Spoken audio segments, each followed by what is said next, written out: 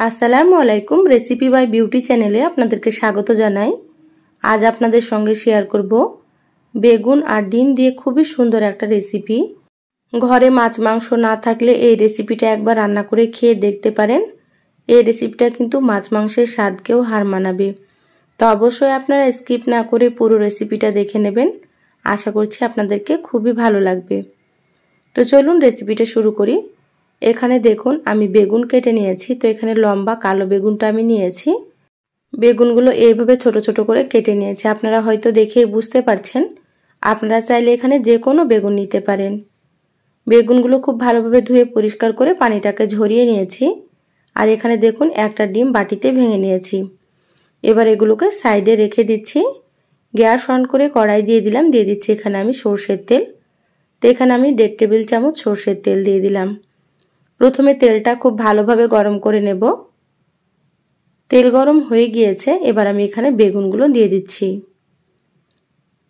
তেলটা ভালো করে গরম করে নিলে কিন্তু বেগুনগুলো কড়াইয়ে লেগে যাবে না, সেজন্য অবশ্যই আপনারা তেল গরম করে নেবেন। এখানে হাফ চা চামচ দিয়ে দিলাম লবণ আর দিয়ে দিলাম হাফ চা চামচ হলুদ গুঁড়ো। এবার গ্যাসের আঁচ বাড়িয়ে খুব ভালোভাবে বেগুনগুলো একটু নেড়েচেড়ে ভেজে নেব। গ্যাসের আঁচ বাড়িয়ে বেগুনগুলো ভাজলে বেগুনগুলো সুন্দর মতো ভাজা হবে আর গোটা গোটা থাকবে। আর গ্যাস কমিয়ে যদি আপনারা বেগুনগুলো ভাজেন তাহলে অনেক বেশি নরম হয়ে যাবে আর বেগুনগুলো ভেঙে যাবে।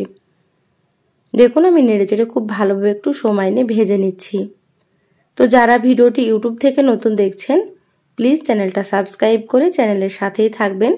যারা ফেসবুক পেজ থেকে ভিডিওটি দেখছেন একটা লাইক দিয়ে পেজটা ফলো করে রাখবেন পরবর্তী ভিডিও নোটিফিকেশান পাওয়ার জন্য। দেখুন বেগুনগুলো সুন্দর মতো ভাজা হয়ে গিয়েছে। এইভাবে করে আপনারা ভেজে নেবেন। এবার আমি তুলে নিচ্ছি। বেগুনগুলো তুলে প্লেটে রেখে দিলাম। ওই তেলের মধ্যে আমি দিয়ে দিলাম এখানে 2টো আলু এইভাবে লম্বা করে কেটে নিয়েছি। তো এখানে আমি আলু দিয়ে দিলাম। আপনারা চাইলে কিন্তু আলু ছাড়াও রান্না করতে পারেন। আমি এখানে রান্নাটা সরষের তেলে করে নিচ্ছি। আপনারা চাইলে কিন্তু সাদা তেল দিয়েও রান্না করে নিতে পারেন। এবার সামান্য একটু আবারও তেল দিয়ে দিচ্ছি, খুব বেশি না, দেখতেই পাচ্ছেন অল্প করে দিয়ে দিলাম। এবার নেড়েচেড়ে আলুগুলো একটু লালচে করে ভেজে নেব। এইভাবে আলুগুলো ভেজে নিলে কিন্তু খেতে খুবই ভালো লাগে। দেখুন ভাজা হয়ে গিয়েছে। এবার আমি তুলে নিচ্ছি।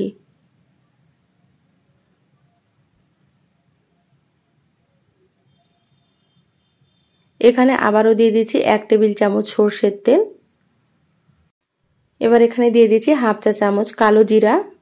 কালো জিরা দিলে কিন্তু রান্নাটা খেতে খুবই ভালো লাগে। তো যারা কালো জিরা পছন্দ করেন দিয়ে দেবেন, যারা পছন্দ করেন না স্কিপ করতে পারেন। এখানে আমি দিয়ে দিলাম একটা পেঁয়াজ কুচি আর দিয়ে দিচ্ছি 4-5টা মতো চেরা কাঁচা মরিচ। এখানে আপনারা ঝালটা নিজেদের মতো করে দিয়ে দেবেন, আপনারা ঝাল খেতে যেমন পছন্দ করেন। এবার নেড়েচেড়ে এগুলোকে একটু লালচে করে ভেজে নিচ্ছি। আমার চ্যানেলে আরও অনেক রেসিপি আছে, চাইলে আপনারা রেসিপিগুলো দেখে নিতে পারেন। আমি সব সময় আপনাদেরকে ঘরে থাকা উপকরণ দিয়ে রেসিপিগুলো দেখানোর চেষ্টা করি। খেতে ভীষণ ভালো হয়। তো অবশ্যই আপনারা একবার রান্না করে খেয়ে আমাকে কমেন্ট করে জানাবেন আপনাদেরকে কেমন লেগেছে। পেঁয়াজগুলো ভাজা হয়ে গিয়েছে। এবার আমি এখানে দিয়ে দিলাম 1 চা চামচ আদা বাটা আর দিয়ে দিলাম 1 চা চামচ রসুন বাটা। এবার আদা রসুনটা একটু ভেজে নিচ্ছি কাঁচা গন্ধ চলে যাওয়া পর্যন্ত। আদা রসুন খুব ভালোভাবে ভেজে নিলাম।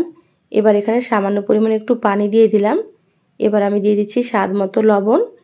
লবণটা এখানে বুঝেই ব্যবহার করতে হবে, কারণ প্রথমে বেগুন ভাজার সময় লবণ দিয়েছিলাম, সেটা বুঝে আমি দিয়ে দিলাম। এখানে হাফ চা চামচ দিয়ে দিলাম হলুদ গুঁড়ো, হাফ চা চামচ জিরা গুঁড়ো, হাফ চা চামচ দিয়ে দিলাম ধনিয়া গুঁড়ো আর হাফ চা চামচ এখানে মরিচের গুঁড়ো দিয়ে দিলাম। আপনারা যেমন ঝাল খাবেন সেইভাবে করে এখানে মরিচ গুঁড়ো ব্যবহার করবেন। চাইলে আপনারা এখানে শুধু কাঁচা মরিচও দিতে পারেন বা শুধু লাল মরিচের গুঁড়ো দিতে পারেন। এবার আমি এখানে দিয়ে দিলাম 1 চা চামচ কাসুরি মেথি। কাসুরি মেথি দিলে কিন্তু রান্নাটা খেতে অনেক বেশি ভালো লাগে, সুন্দর একটা ফ্লেভার হয়। তো যাদের কাছে থাকবে তারা দিয়ে দেবেন, আর যাদের কাছে নেই তারা কিন্তু না দিয়েও রান্না করবেন, তাহলেও কিন্তু খেতে খুবই ভালো লাগবে। দেখুন এবার মশলা আমি খুব ভালোভাবে কষিয়ে নিচ্ছি। গ্যাসের আঁচ মিডিয়ামে রেখে মশলা খুব ভালোভাবে কষিয়ে নিলাম। এবার আমি এখানে ভেজে রাখা আলুগুলো দিয়ে দিলাম। আলুগুলো দিয়ে মশলার সাথে আবারও একটু কষিয়ে নিতে হবে।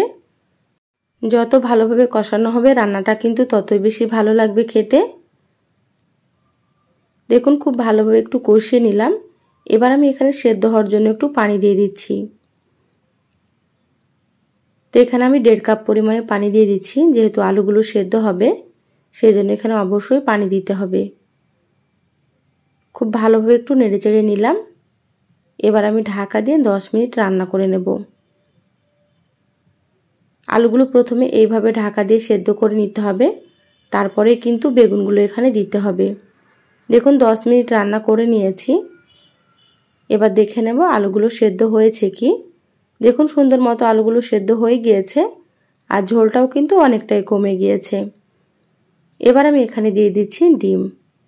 তো এখানে আমি একটা ডিম দিয়ে দিলাম, আপনারা চাইলে 2 বা 3টে ডিমও দিতে পারেন।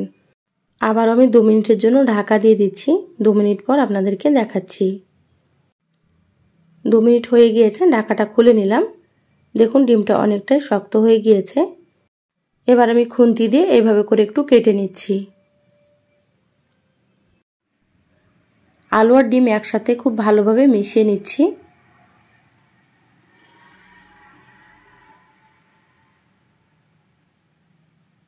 এবার আমি এখানে দিয়ে দিচ্ছি ভেজে রাখা বেগুনগুলো। বেগুনগুলো দিয়ে আবারও একসাথে খুব ভালোভাবে মিশিয়ে নিতে হবে। আপনারা তো বেগুনের রেসিপি অনেক রকম খেয়েছেন, তো এই রেসিপিটা একবার রান্না করে খেয়ে দেখবেন। গরম ভাত, রুটি, পরোটা সব কিছুর সঙ্গে কিন্তু খুবই ভালো লাগে।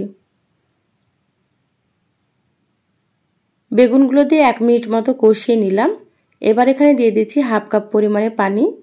এখানে আমি ফুটন্ত গরম পানি দিয়ে দিলাম। আপনারাও কিন্তু গরম পানি ব্যবহার করবেন, তাহলে রান্নাটা খেতে খুবই ভালো লাগবে।